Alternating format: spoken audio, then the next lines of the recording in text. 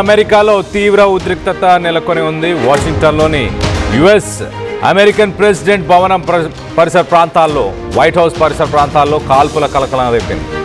Trump లోపల ఉండగానే బయట కొంతమంది దుండగులు కాల్పులు చేశారు.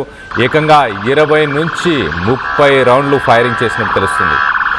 తిరిగి సీక్రెట్ సర్వీస్ అధికారులు తిరిగి కాల్పులు జరపడంతో మొత్తానికైతే అధికారులు జరిపిన ఆ కాల్పులలో దుండగుడు మృతి చెందాడు.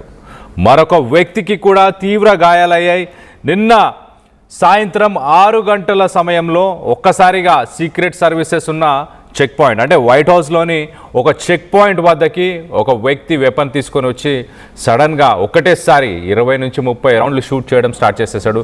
దాని తర్వాత సీక్రెట్ సర్వీసెస్కి సంబంధించిన ఆఫీసర్స్ ఇమీడియట్గా రెస్పాండ్ అవుతూ తనని మళ్ళీ రిటర్న్లో షూట్ చేయడం స్టార్ట్ చేశారు. మొత్తం మీద కొంత గాయపడిన తర్వాత ఆ వ్యక్తిని అక్కడి నుంచి హాస్పిటల్కి తరలించి తనకి వైద్య పరీక్షలు చేసే ప్రయత్నం చేస్తున్న సమయంలో చనిపోయినట్టు తెలుస్తుంది.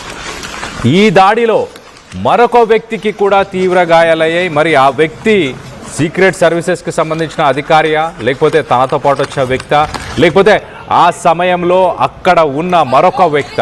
మొత్తం మీద అతని ఐడెంటిటీ ప్రస్తుతానికి రివీల్ అవ్వలే. సో ట్రంప్ మీద అటాక్ చేయడానికి వచ్చిన వ్యక్తి పేరు నాసిర్ బెస్ట్.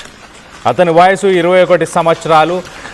సీక్రెట్ సర్వీసెస్ అంటే వైట్ హౌస్ దగ్గర ట్రంప్ స్పెషల్ సెక్యూరిటీ కోసం వర్క్ చేసే వ్యక్తులు అని చెప్పొచ్చు.